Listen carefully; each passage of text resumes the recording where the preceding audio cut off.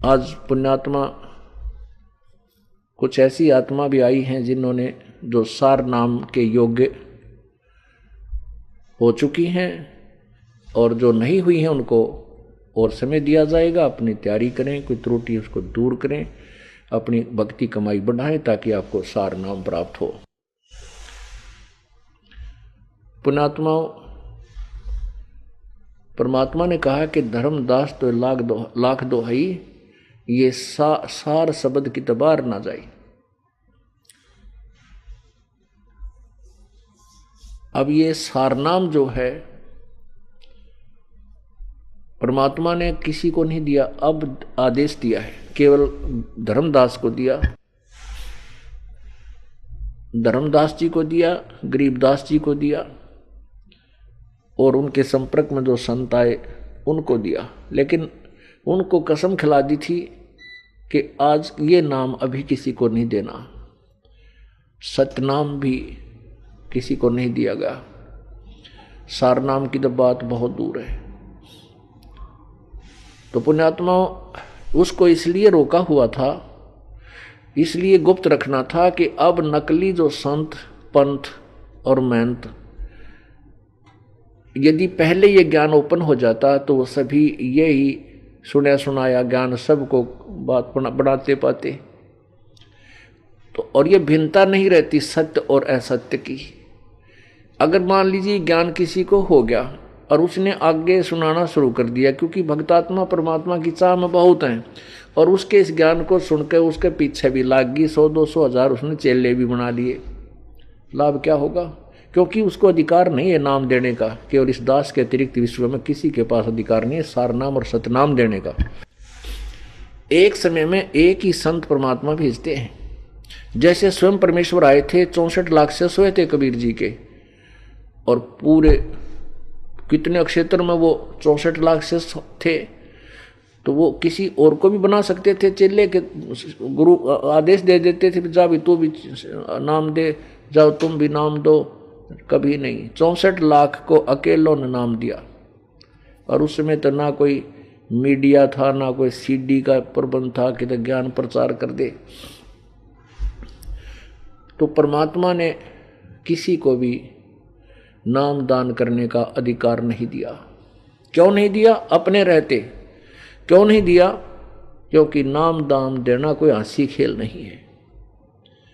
नाम किसी को देना उसके भार को अपने सिर पे रखना। अब जैसे पुण्यात्मा किसी एक सेठ है छोटा सा, और उसने 4 नौकर की जरूरत लगा ली, 4 की तो वो काम चला देगा। अगर वो 1000 नौकर रख ले तो तनख्वाह कहाँ से देगा? वो तो बाहर बन गया उसके ऊपर, वो जो ना निर्धन हो जाएगा। ऐसे ही पूर्ण परमात्मा कबीर परमेश्वर जी में वो परम शक्ति है, वो कितनी सारा विश्व विशेष बन जाए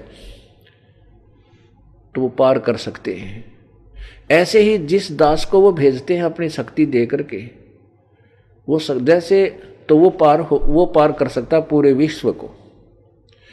अब जैसे कोई एक चेयरमैन होता है एसएस बोर्ड का, उसको सरकार नियुक्त कर देती है कि तू ऐसे ऐसे इस सत्र की जो कर्मचारी है उनकी अपॉइंटमेंट कर दे योग्य को, तो वो उसको पेन भी सरकार देती है, इंक भी सरकार देती है, तनख्वाह भी सरकार देती है, कोठी और कार भी सरकार देती है। और फिर वो केवल एक साइन करता है नीचे एक अपॉइंटमेंट लेटर पे, अक्सर वही होते हैं, you are hereby appointed for the post of such and such, your salary will be such and such and these are the term and conditions, और नीचे साइन कर देता है। वो मान्य होता है उसका, उसके दस्तक वही उसी इतने ही लाइनों पर, वो 5-4 लाइन लिखी उसने पंक्तियों पर, उसने जो आदेश लिखा है वो साइन उसके हो गए हैं, वो मान्य है। और जिस बच्चे के नाम उसने लिख दिया उसको सरकार नौकरी देगी, पूरी व्यवस्था देगी और पूरी सुविधा देगी। उसका कुछ नहीं लगा, सरकार देगी, लेकिन दस्तक उसी के होने चाहिए। अपॉइंटिंग अथॉरिटी वही हो, सिलेक्शन अथॉरिटी। तो इसी प्रकार यदि उन्हीं 4 लाइनों ने कोई याद कर ले, इसी प्रकार कोई कागज प्रिंट करवा ले और नीचे अपने दस्तक कर दे तो वो कितना मान्य नहीं, और ना उस जिनको वो बना कर देगा वो अपॉइंटमेंट लेटर, सिलेक्शन लेटर, उनको कोई लाभ नहीं होगा। आज आप बुद्धिमान हो, शिक्षित हो, बहन बेटी भाई बुजुर्ग सभी शिक्षित हैं और आप खूब समझते हो इस व्यवस्था को। इसलिए ये ज्ञान परमात्मा ने इस समय इसका ढोल बजाना था और सारे विश्व में इसको पहुंचाना था। ये पहले ही निर्धारित था, परमात्मा ने आना था। जैसे आपने कब कबीर सागर में पढ़ा कि बर में पंथ में हम ही चलावें, हम ही चल आवें, चल कर आएंगे, और सभी पंथ मिठाकर एक पंथ चलाएं। परमात्मा नहीं आए तो अपना कुत्ता ये दास भेज दिया आपको जगाने के लिए, भौंकने के लिए। धनवान लोग जाग जाते हैं जब कुत्ता भौंकता है, वो समझ जाते हैं कोई आपत्ति आसपास मंडराई हुई है। और जिसके पास धन है नहीं वो नहीं जागता, अब कुत्ते ने भौंकते रहे कि उसके पास चोरनी है नहीं, चोर बढ़कर करेंगे क्या। ऐसे ही जो पुण्य आत्माएं हैं पिछले जन्म जन्मांतर की जो धनी हैं, उनके लिए ये आवाज लगाई जाती है, वो तुरंत जाग जाते हैं और संभाल लेते हैं अपने उस धन को और रखवाली करते हैं, अर्थात भक्ति प्रारंभ कर देते हैं। तो परमात्मा ने पहले नहीं बताया, अब के लिए गुप्त रखा था, और अब ये दास भेज दिया अपना। आप कितने पुण्यकर्मी हो, इस बिचली पीढ़ी में जन्म आपका और मनुष्य शरीर, और फिर आपको यहां प्रवेश प्राप्त।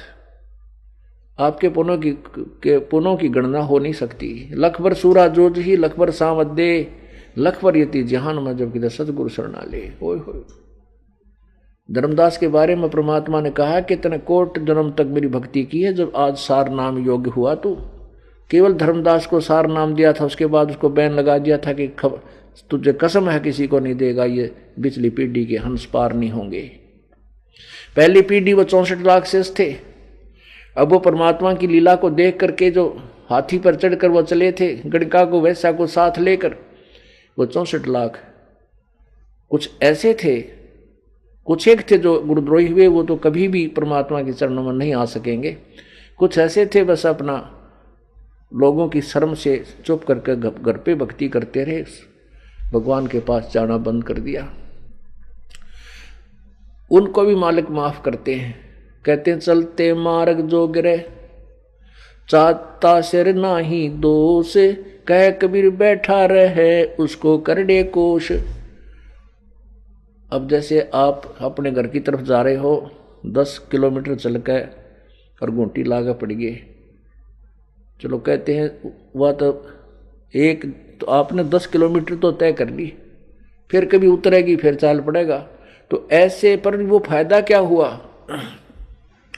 अब जैसे उस समय परमात्मा आए थे, यदि हम उसके चरणों में लगे रहते, उनको पहचान जाते, तो ये उसके बाद हमारे 50, 30, 40 जन्म तो और हो गए होंगे अभी, क्योंकि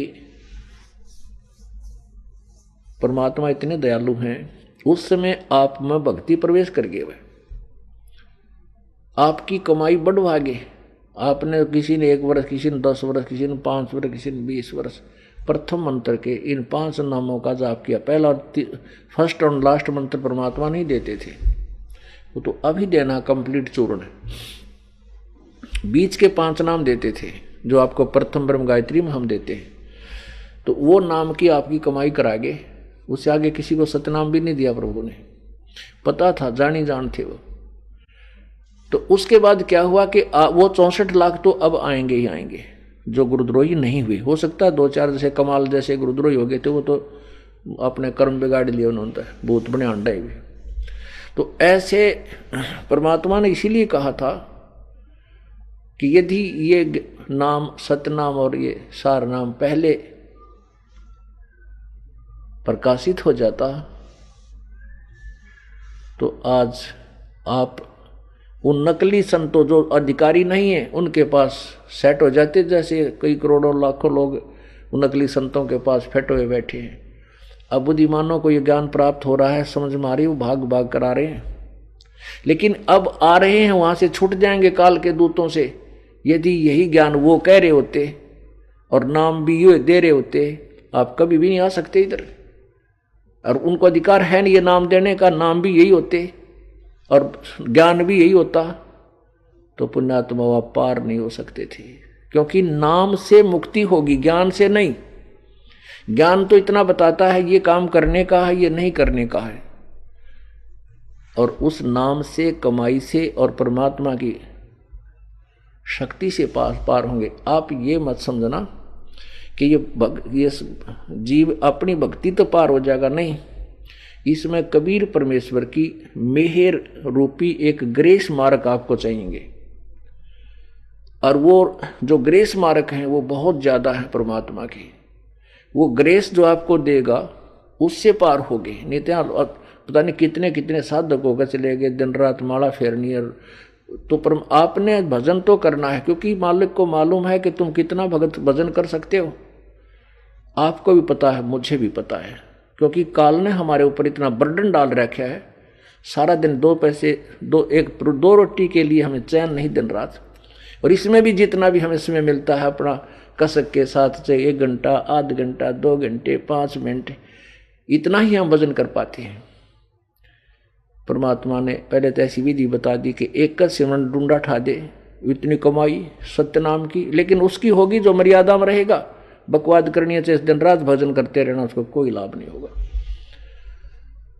और फिर भी हमारे ऊपर कर्जा बहुत है, क्योंकि हम बहुत असंख्य जन्मों से काल के इस जहाज में, पृथ्वी रूपी जहाज में, ऊपर के स्वर्ग रूपी जहाज में और सवारी करते फिर रहे हैं। तो वो कर्जा परमात्मा फिर अपनी ग्रेस मार्ग दे करके आपको ऊपर पार करेगा। तो हमने परमात्मा के दास गरीब मेहर से पाइए,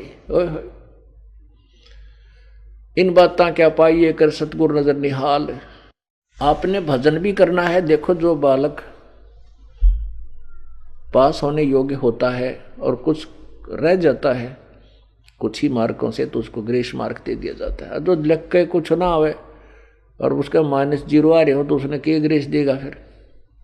तो ऐसे आप भक्ति कीजिए, अब के नहीं रहोगे यहाँ पर, ये गारंटी देता हूं। पर मर्यादा मत तोड़ना। हमने बहुत दूर जाना है, वहां ना समाधि लाकर जा सकते, ना खुड़के दुड़के सुनकर जा सकते। जो कान मूंद करने वहां समाधि लाकर प्रकाश देख के, प्रकाश देखने से क्या होगा। हमने तो भगवान चाहिए, प्रकाश नहीं। भगवान मिल गया तो सब कुछ मिल गया हमारे पास, उनका उससे बात बनेगी। तो कहने का भाव ये है कि उन्होंने कहा था कि धर्मदास तो लाख दुहाई, ये सार शब्द कहीं बार ना जाए। सार शब्द और सार नाम। अब सार नाम जो है आपको दिया जाएगा, सार शब्द के विषय में भी फिर आपको समय आने पर योग्य होते जाओगे, वो भी आपको उपलब्ध कराया जाएगा। तो सार नाम ही प्राप्त, पहले तो सतनाम प्राप्त होना बड़े पुण्य की बात, आपके ऊपर बड़े रहम हुआ। अब इस कलयुग में पार करना है, 4 महीने प्रथम नाम जाप करा के आपको सतनाम योग बनाया जाता है। और सतनाम का फिर आपसे बहुत समय दिया जाता है कि आप इसका खूब डट के कमाई कर लो। कमाई के बिना सार नाम आपको नहीं मिल पाओगा पुण्यात्माओं। जैसे क्योंकि आपको पता लग गया कि सार नाम बिना मोक्ष नहीं, और चिंता भी बनती है कहीं भी मृत्यु ना हो जा, रह जा बात दूरी, यह भी बिल्कुल सही है। लेकिन समय से आपकी भक्ति जब तक नहीं होगी पूरी, नाम आपको सार नाम नहीं मिलेगा। ये क्या है, जैसे सतनाम क्या है, जो प्रथम मंत्र है वो तो समझो आपने, आपकी ऐसी व्यवस्था करेगा जैसे आपने जमीन ले ली, आपका जो व्यवस्था बनाई, और उसमें फिर आपने सोचा कि एक हैंडपंप लगाऊं, जैसे परमात्मा प्राप्त करना हमने, यानी जल प्राप्त करना है। तो सबसे पहले घर में जल की आवश्यकता पड़ती है। तो जैसे हमने जल प्राप्ति करनी है, तो उसके लिए क्या किया, पाइप खरीदी, जो उसमें हैंडपंप के अंदर डालती। तो पहले मंत्र की जो कमाई है आपकी, उससे आपको सतनाम मिलेगा। ये हैंडपंप की पाइप जो समझो ये सतनाम है। तो सतनाम को, यानी जैसे आपने जल प्राप्त करना है और इस जैसे हैंडपंप लगाना है तो बोकी मार मार कर पाइप को लोअर करना है, बोकी मारते रहते हैं और पाइप को नीचे चलाते रहते हैं। तो जब पानी के निकट, जल के निकट पाइप पहुंच जाती है तो बोकी मारना वो जो मशीन लगवाने वाला बंद करवा देता है।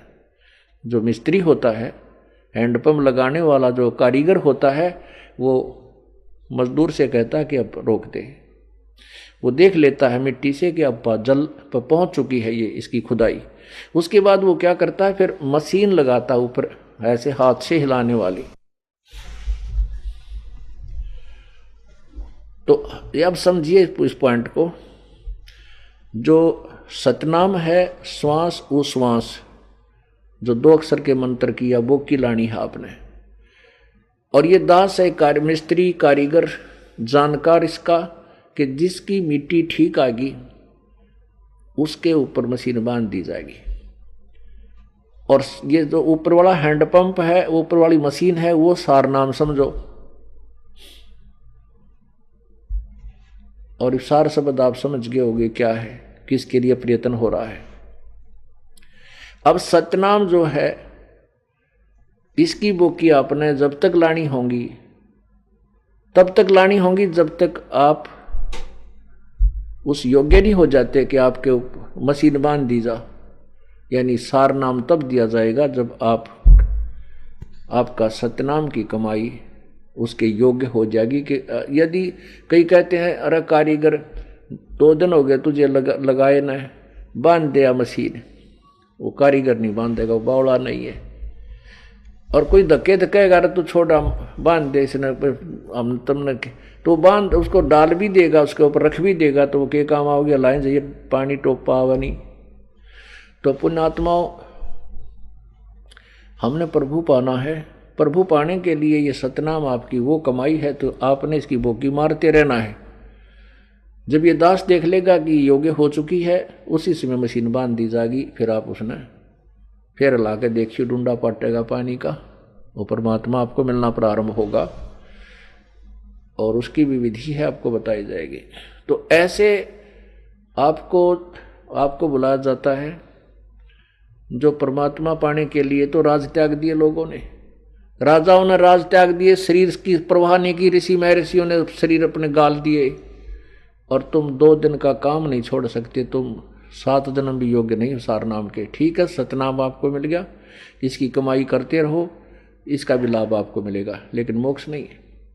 मोक्ष प्राप्ति के लिए आपने कुछ जो है करना पड़ेगा, आपको जीवित मरना होगा। जीवित कैसे मरना होता है, जैसे आपकी मृत्यु होगी, मान ले मेरी अचानक मृत्यु हो जाती है, सारा काम रह गया, जिसके लिए रात पढ़ूं था ना दिन पढ़ूं था, खत्म हुई कहानी, मर गया। और जीवित मरना कैसे है, जैसे आप सत्संग की तरफ चलते हो और समझ लिया मर गए, हमारी मृत्यु होगी। अब 2 दिन 3 दिन आप यहां आ गए, और आप मान लीजिए वास्तव मर जाते तो उस काम में कौन करता। अब 3 दिन में जो हानि होगी उसने तो हम जाकर फिर ठीक कर लेंगे, फिर अपना सुचारू कर, वैसे तो होगी नहीं, क्योंकि फिर भगवान की हमने जो है फिर महिमा का नहीं बेरा, परमात्मा हम वहां बैठे हैं और फिर नुकसान हो जा, इतनी हानि हो जा, किसी प्रकार भी ना सूत मावे, और आप यहाँ बैठे हो, आपके घर भगवान बैठा आपकी रुखाड़ करेगा। ऐसे सैकड़ों हजारों प्रमाण आपको दिखा दूंगा। तो हमने परमात्मा प्राप्ति करनी है। यदि आपने भगवान चाहिए तो आपको श्रद्धा से, यो नहीं देखम देखाना है कि सार नाम ना मिला इसलिए जाऊं, नहीं, आपके अंदर कसक होनी चाहिए, तब ये काम करेगा, तभी आपकी भक्ति पूरी होगी और तब ये सार नाम आपको मिलेगा एक समय। और जैसे आपको कितनी बार भी आप ये दास बुलाए, आपने आना पड़ेगा, क्योंकि आपको बुलाने का उद्देश्य ये नहीं है कि हम आपको वैसे ही डले डुआ रहे हैं।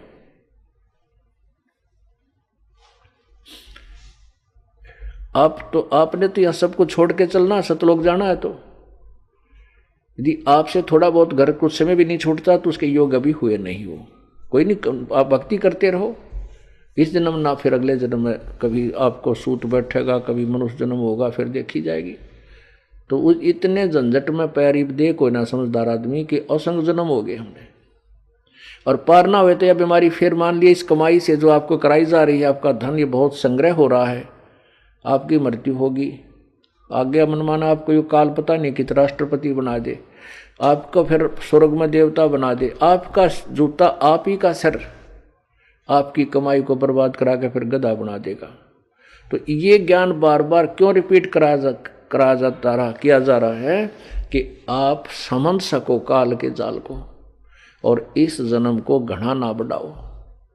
बार बार ये सुअवसर नहीं होता।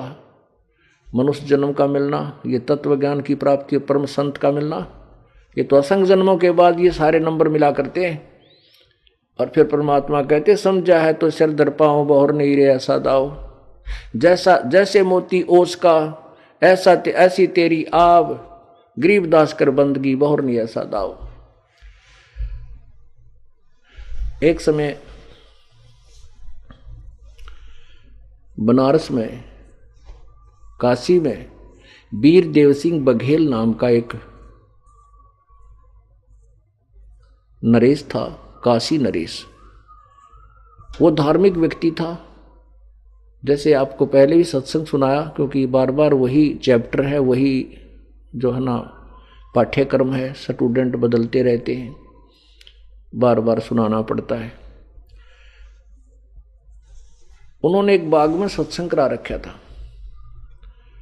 और जो भी उनके धार्मिक गुरु थे, हिंदू बादशाह राजा था, हिंदू जितने भी गुरुजन थे वो राजा के घर पर अपना आ जाया करते थे, निमंत्रण देते ही।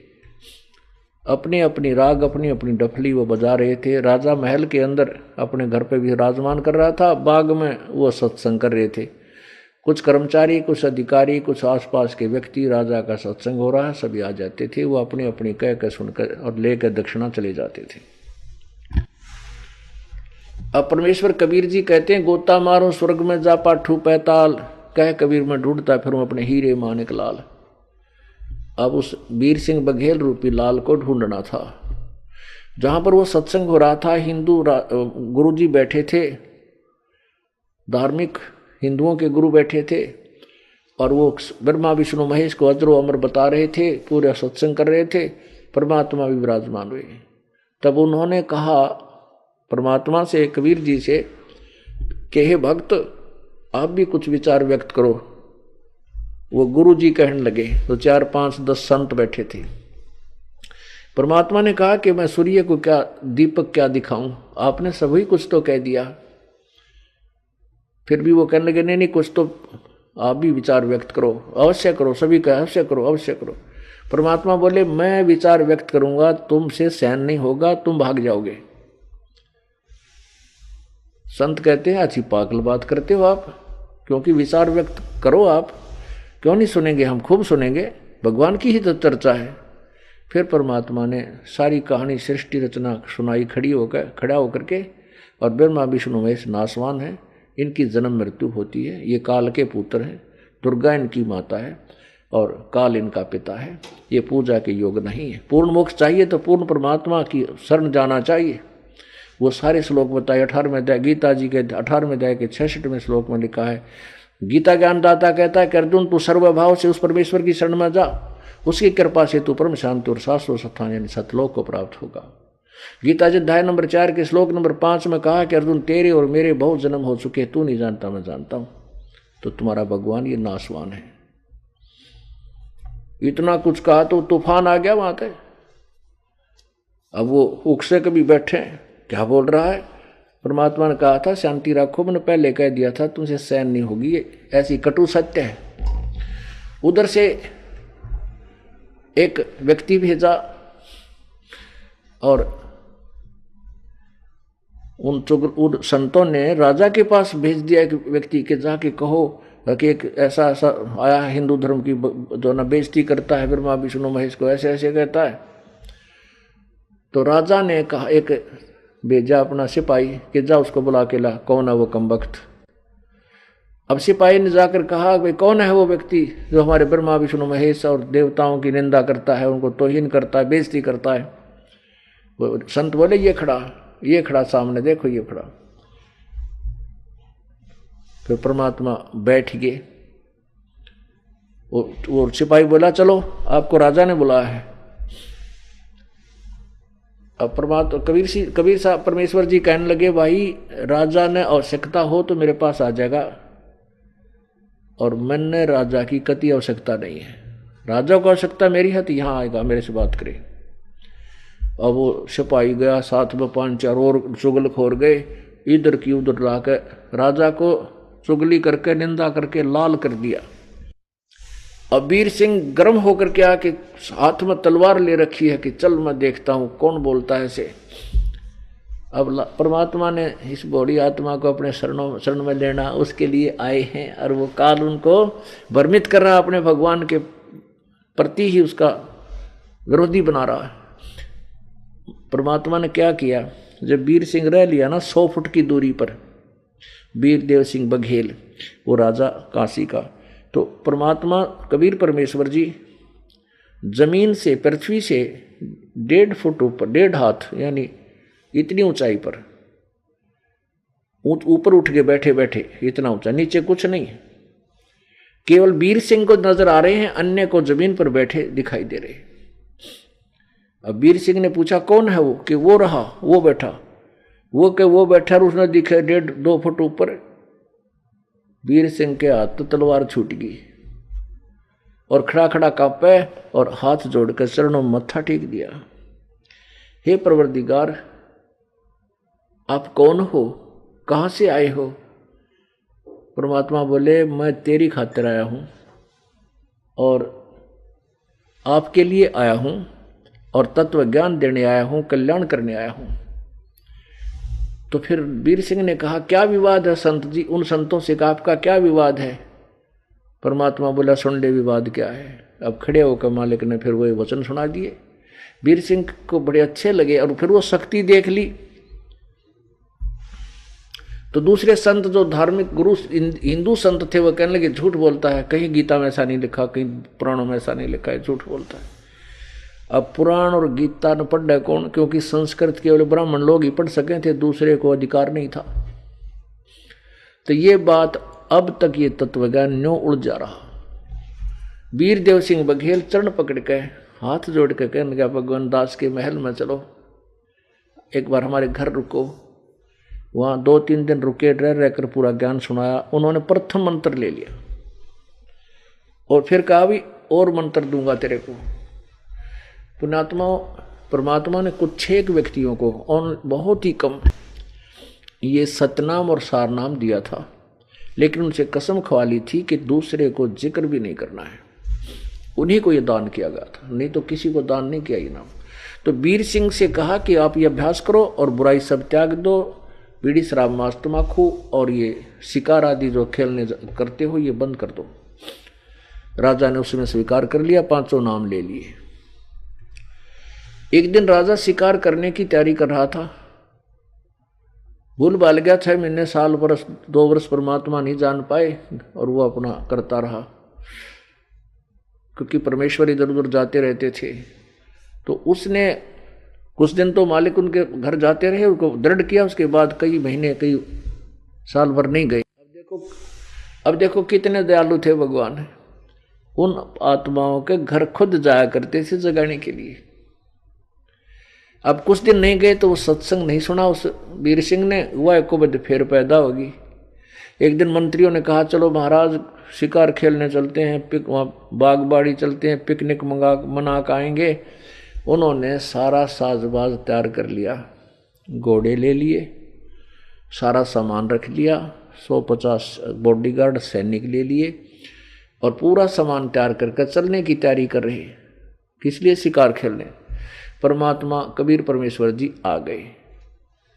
अब वीर सिंह ने आदर सत्कार किया और कहा महात्मा जी गुरुदेव हम पिकनिक मनाने जा रहे हैं, जंगल में शिकार खेलने, आप चलोगे? अब परमात्मा माथे माथ मारे, देख क्यों कर समझाऊं इन बूढ़ी आत्माओं को। अरे मैं समझ कह के ये गया था ये बुराई नहीं करनी, यू कति संगरा खड़ा है तो, और मुझे भी कह रहा चलो आपको घुमा कर लाते हैं। परमात्मा बोले भाई मैं चलता पड़ूंगा तुम्हारे साथ, पर तुम्हें कोई शिकार नहीं मिलेगा, मैं इतना मनहूस हूं। राजा कहने लगा नहीं नहीं महाराज जी ऐसी कोई बात नहीं, वहां पर तो बहुत शिकार है। भाई मेरे साथ चलोगे ना, मुझे साथ ले चलोगे तो तुम्हें शिकार नहीं मिलेगा, मैं ऐसा निकम्मा सा आदमी हूँ। राजा बोला नहीं नहीं ऐसी कोई बात नहीं महाराज, देखो तो हमारे साथ घूम का, और राजा ओ गुरुदेव आओ चलो। परमात्मा बैठा लिया घोड़े पर, अब चले गए। उन्होंने जाकर के अपना एक पड़ाव लगा लिया, और पड़ाव से फिर वो आगे को चल पड़े।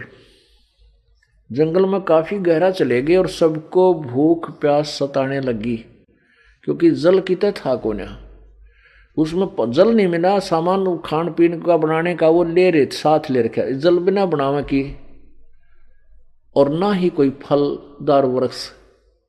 वो कम से कम 20-50 किलोमीटर जंगल में गहरा चले गए। अब सबके प्राण निकलने के हो गए जल बिना। अब इधर भी देख कर आए, घोड़ों पर चढ़कर इधर भी देख, सब जगह देखा है, 10-10, 20-20, 5-5 किलोमीटर तक कहीं पर भी उनको जल प्राप्त नहीं हुआ।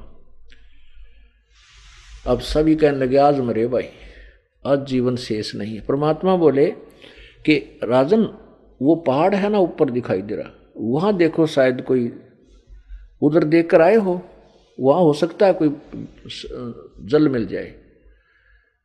अब वो मंत्री लोग कहते हैं कि बाबा जी वहाँ पहाड़ पर कितना पानी होता है, इतने वो तो सूखा पहाड़ पड़ा है, इधर समतल में ही जल नहीं है तो वहाँ कहाँ से जल होगा।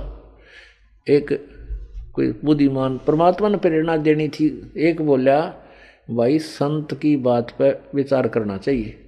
जब इतने धक्के खा लिए कि इधर भी देखा हो, तो 2-3 वो घोड़े वाले उधर से चढ़ते चढ़ते न घूमते घूमते और वो पहुँचे शिखर में। वहाँ देखा तो इतना सुंदर एक सरोवर भरा पानी का, और कम से कम भी 5 एकड़ में का वहाँ बहुत सुंदर बाग लगा हुआ, बहुत सुंदर फल लदपद, फलों से लदपद वृक्ष, सारे प्रकार के मेवा भी लगी हुई। तो उन्होंने शीघ्रता से आकर बताया, खुद जल पिया, कुछ लेकर आए और कहा जी बहुत सुंदर जल है वहाँ, तो हो बहुत सुंदर सरोवर है, बाग फल फूलों से लदपद है। अब सब के सब वहाँ चल पड़े रकमाल। देखा तो वहाँ और तो सारा सूखा पहाड़ पड़ा है, और वहाँ परमात्मा ने मौज मचा रखी। अब सब ने स्नान किया, जलपान किया, फल तोड़ तोड़ कर छक्के खाए, और कुछ बांध लिए घोड़ियां पे, और फिर वहाँ से वापस चलने लगे। तो वीर सिंह बघेल वाली वो राजा कहता है कि हे कबीर जी, हे गुरुदेव, परमात्मा की लीला भी अजब है। जो कहाँ परमात्मा ने इतने ऊंचे पहाड़ पर और कितना सुंदर जल और बाग लगा रखा, पीछे मुड़कर देखा वह ना तो जल और ना बाग, सूखे डले पड़े वो पत्थर से मोटे मोटे। अब वो राजा ने वहीं रोक दिए घोड़े, रोक दिए, उतर के फिर हांड का धक्के खा गया, वहां कुछ भी कोई नहीं। अब वीर सिंह कहने लगे ही भगवान ये क्या था गुरुदेव। परमात्मा बोले भाई तो मेरे बच्चे थे, मेरे साथ आ रहे थे, उनको शिकार कोई मिला नहीं था, वो सारा धक्के खा लिए थे कि भाई ये सतलोक से, ये मेरे लोक तो आया था भाई, थारे लोक का लेवल का काम नहीं था, ये तो ऊपर के सतलोक से आया था और चला गया वहां पर। अब राजा के तो धक्क देसी हुई और कोई शिकार नहीं मिला। परमात्मा ने कहा था भाई मैं मनुष्य आदमी हूं, शिकार कौन मिला तुमने। कोई जीव हिंसा नहीं कर पाए, और उस लीला को देखकर परमात्मा बोले अरे भले आदमी हो, तू ऐसे शिकार करता है, अपने कर्म बिगाड़ रहा, तेरी मृत्यु हो जाती अगर कुछ ना मिलता तो यहाँ पर, तो कहे के शिकार खेलता, ब्रह्म मट्टी हो जाती, नालायक अपनी भक्ति कर। अब उसको तो एकदम सन्नाटा सा छा गया, ओहो गुरुजी मैं तो भूल लग गई थी। ने बोला चल वापस, तभी चल पड़ा, घर आ गया, अपनी पत्नी को कहता है कि आज तो गुरुदेव ने कमाल कर दिया, ऐसा कमाल कर दिया, ओहो हम सबके सामने सारे गवाही दे ऐसे सूखे पहाड़ की चोटी पर इतना सुंदर जल और ऐसे बाग बगीचा लगा रखा था, हम मर गए होते भूखे और प्यासे, वहां फल खूब आहार के, और वो फल ले रहे साथ में कि ये देखिए मोटे मोटे फल थे, और कुछ देर में देखा तो वहां कुछ भी नहीं था। अब वह रानी खावा उस फल को, कहे ऐसा स्वादिष्ट तो हमने फल कभी खाया ही नहीं। उस वह रानी ना मान्या करती, उस दिन उस रानी ने भी नाम ले लिया, पहला मंत्र। अब परमात्मा ने कहा कि वीर सिंह कुछ दिनों के बाद तुझे मैं सार नाम दूंगा भाई। सतनाम दिया प्रभु ने, पहले प्रथम मंत्र दोबारा दिया कि तेरा नाम खंड था, पहले मंत्र जाप करिए पहला, और 5-4 कुछ समय के बाद मैं तुझे सतनाम दूंगा, सतनाम दिया। फिर बताया कि फिर तुझे एक सार नाम की आवश्यकता पड़ेगी। अब कुछ वर्षों के बाद जब वीर सिंह की आस्था काफी देखी, तब उसने कहा कि वीर सिंह आज मैं तुझे सार नाम देने आया हूं। सार नाम की महिमा से वो खूब परिचित करा दिया था, और उसको तड़फ थी, चाह थी, सार नाम बिना गुजारा हो को नहीं, और मोक्ष नहीं हो सकता। तो परमात्मा ने कहा कि आज तुझे मैं सार नाम देना चाहता हूं। वीर सिंह कहने लगा, ये भगवान मारे भाग जाएंगे, ये कैसे दया करी प्रभु, आपका दास योग्य हो गया है, अवश्य प्रदान करो, दया करो मेरे दाता। क्यों पहले भी कई बार याचना कर चुका था, प्रभु कहते थे अभी भक्ति कर बेटा, कई वर्षों तक उसको ऐसे ही टाल मटोल रखा था। उस दिन भी उस वीर सिंह ने कहा, प्रभु आपका दास नाम सार नाम के योग्य हो गया हो तो दया करो। प्रभु बोले आज दूंगा तेरे को सार नाम, पर भाई सार नाम देने के लिए मुझे एक वस्तु की जरूरत पड़ेगी, वो लानी पड़ेगी। अब वीर सिंह कहने लगा, जी आदेश दो प्रभु, आपका दास हाजिर है। वो राजा वीर सिंह कहने लगा कि भाई एक सफेद वस्त्र चाहिएगा, मैंने सफेद कपड़ा, और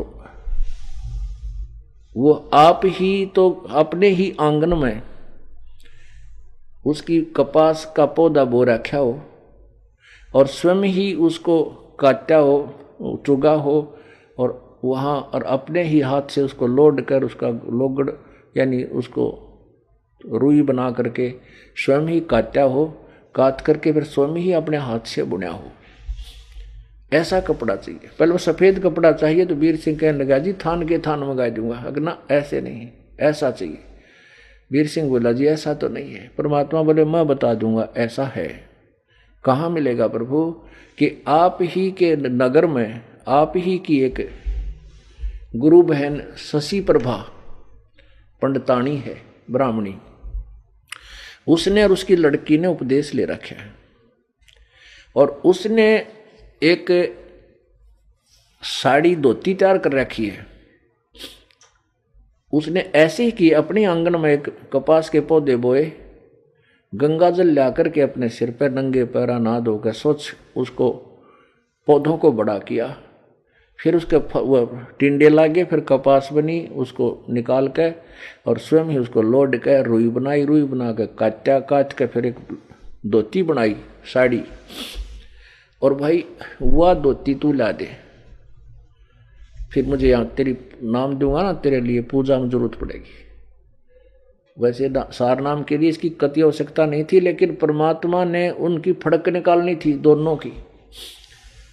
अब वह नाम भी ले रही थी, शशि प्रभा ब्राह्मणी विधवा थी, गुरु जी की शिष्या थी कबीर परमेश्वर की, लेकिन उसकी भी अभी जो है अधूरा ही ज्ञान था उसको, यानी पूर्ण श्रद्धा नहीं थी प्रभु में, तो उसको भी ठीक करना था, और उधर से वीर सिंह बघेल की भी वृत्ति को सुधारना था।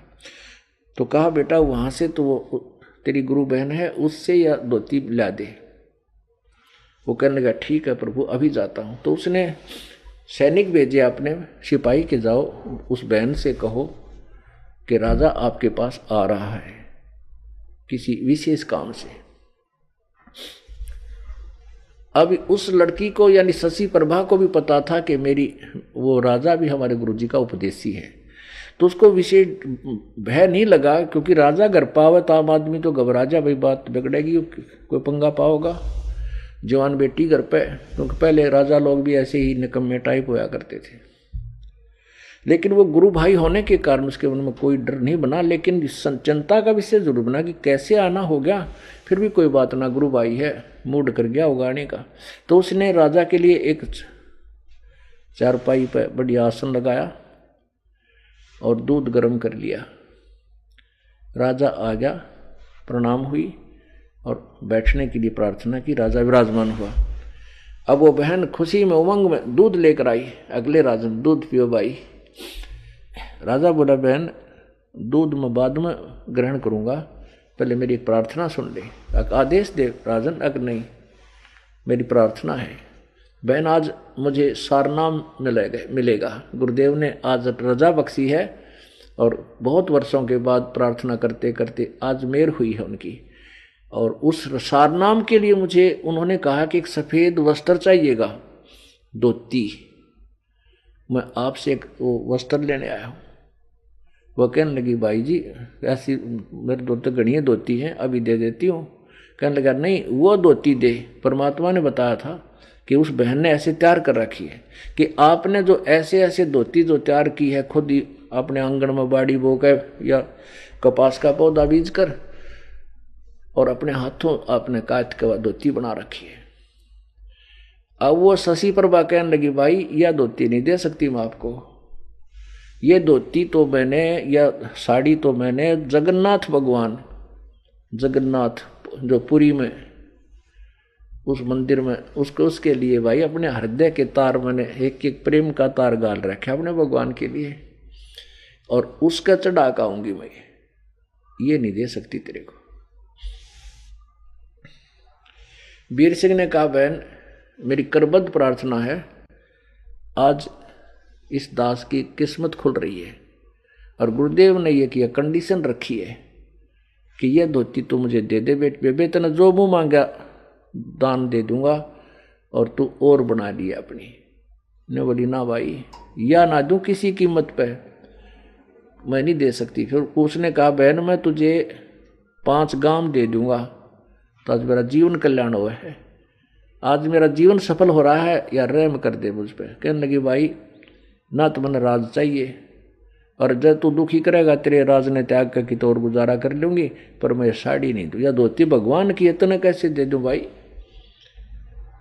जब कति पर सारा टूक सा पकड़ा दिया, जवाब मिल गया, वीर सिंह की आंखों में पानी आ गया। वैसे तो राजा लोग यदि भगवान के चरणों में ना होता तो 2 मारा और जूतर खोज कर ले जाता, लेकिन ज्ञान हो गया था। तो राजा लोग जो भगवान से डरने वाले हो जाते हैं वो अन्याय नहीं करते। आंखों में पानी आ गया और अपनी किस्मत को कोसता हुआ चल पड़ा कि मेरा दुर्भाग्य है, आज मेरा जीवन सफल होता और आज यह बहन मान नहीं रही। वापस आ गया, मुंह उतरा हुआ, जैसे किसी का जीवन अंत हो जाए, जिसको परमात्मा की चाह हो जाती है, उनकी ऐसी तड़फ बन जाती है। मुंह लटकाया हुआ, आंखों में पानी भर के और चरणों में बैठकर रोने लग गया, भगवान मैं बहुत दुर्भाग्य, मेरा बहुत दुर्भाग्य है, मैं बहुत ही कर्महीन प्राणी हूँ, बहुत पापी प्राणी हूँ, मेरे भाग्य में ये सार नाम नहीं है प्रभु। मैं उस बहन के, परमात्मा ने कहा क्या बात हुई भाई, वह साड़ी ना लाया, तू धोती नहीं लाया। कहने लगे, भगवान मैंने खूब प्रार्थना की।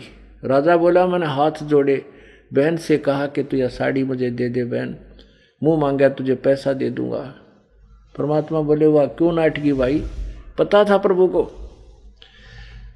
कबीर जी बोले, कबीर परमेश्वर जी कहने लगे, भाई क्या क्यों मना कर दिया कि प्रभु, उन्होंने, वह कह रही थी बहन कि ये धोती मैंने जगन्नाथ भगवान के लिए तैयार की है और इसमें मेरा प्यार का एक एक प्रेम, परमात्मा की श्रद्धा का इसमें एक एक तार मैंने पूर रखा भाई, यह नहीं दे सकती है, मेरा जान जा सकती है।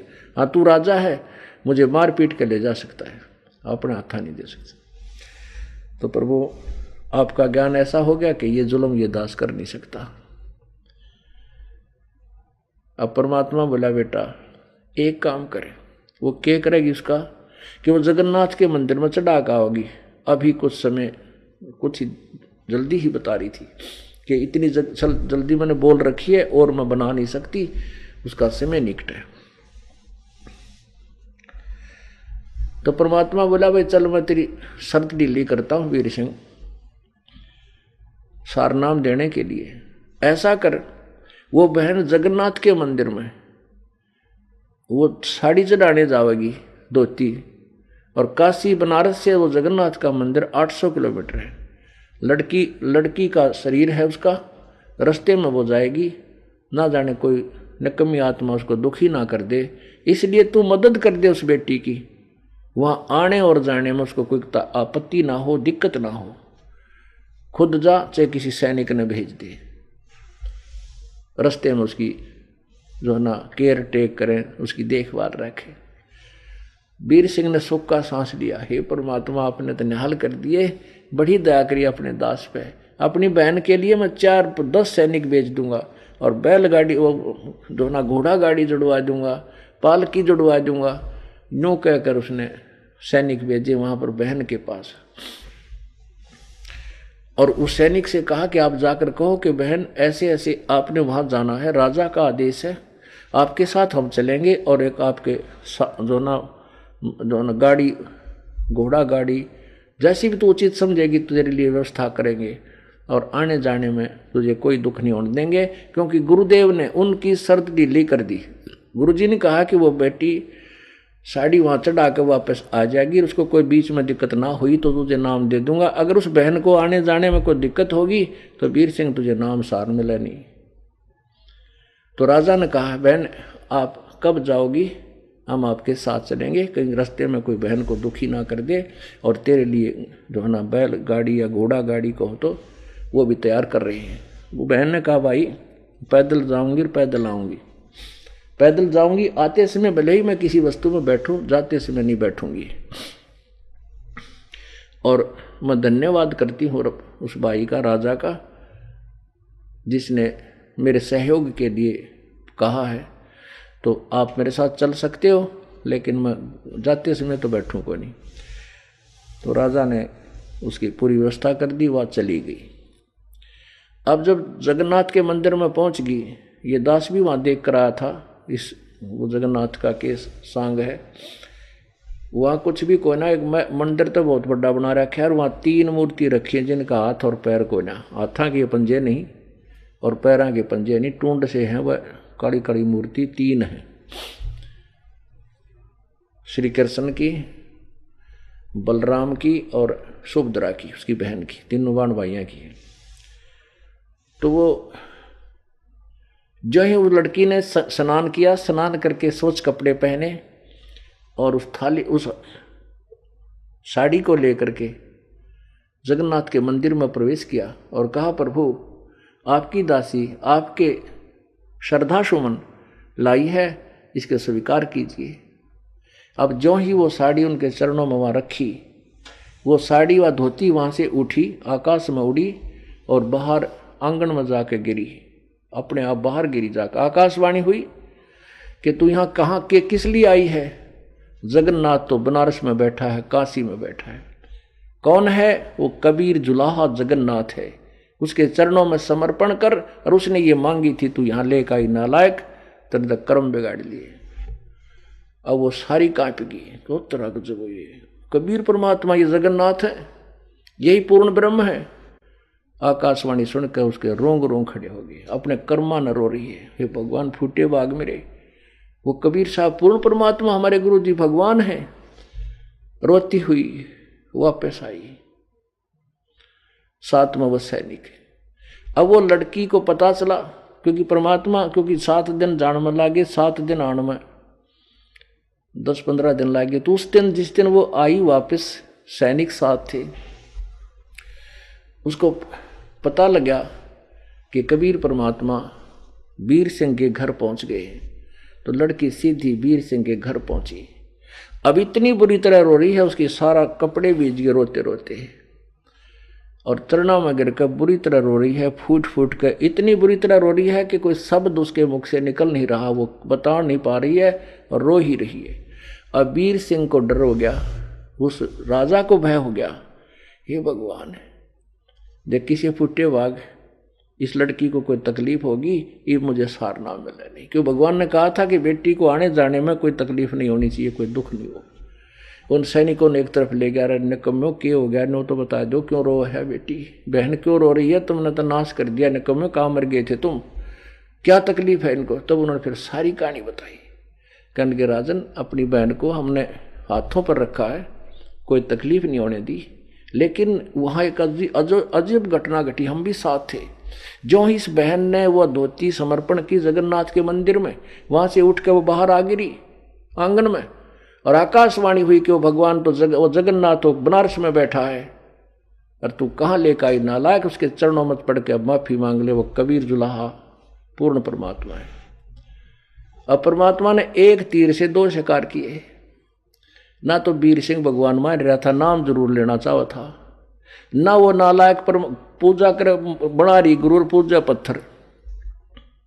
वो कबीर साहब को गुरु मानती थी, भगवान नहीं, और भगवान मानो जगन्नाथ की मूर्ति ने, पत्थर ने। अब दोनों की फड़क निकालनी थी, दोनों का कल्याण किया। बोलो सतगुरुदेव। तो पुण्यात्माओं, यदि आपको भगवान चाहिए, सार नाम चाहिए, इतनी तड़फ, इतनी विनम्रता, इतनी इसकी चाह आपके हृदय में होगी, जब ये नाम काम करेगा। सत साहिब कर जोरूं विनती करूं, धरूं चरण पर शीस, गुरु राम देवानंद जी महाराज ने दियो नाम बख्शीश। कोटि कोटि सिजदा करूं, कोटि कोटि प्रणाम, चरण कमल में राखियो मैं बांदी जाम गुलाम। कुत्ता तेरे दरबार का, मोतिया मेरा नाम, गले प्रेम की जेवड़ी, जहाँ खेचो वहाँ जाऊं मैं। तो करो तो बावड़ू, दूर दूर करो तो जाऊं, जो राखो तो ही रहूं, जो देवो सो खाऊं। जय इब के सतगुरु मिले, सब दुख आँखों रो, चरणों ऊपर शीस धरूं, कहूं जो कहनी हो। कबीर गुरु जी मिलेंगे, पूछेंगे कुशलात, आद अंत की सब कहूं, अपने दिल की बात। गुरु जी तुम ना भूलियो, चाहे लाख लोग मिल जाएं, हमसे तुमको बहुत है, तुमसे हमको नहीं। तुम्हारे विसारे क्या बने, मैं किसकी शरण में जाऊं। शिव वृंश मुनि नारदा, इनके हृदय न समाऊं। अब गुण किए तो बहुत किए, करत न मनिहार, बावे बंदा बख्श दियो, बावे गर्दन उतार।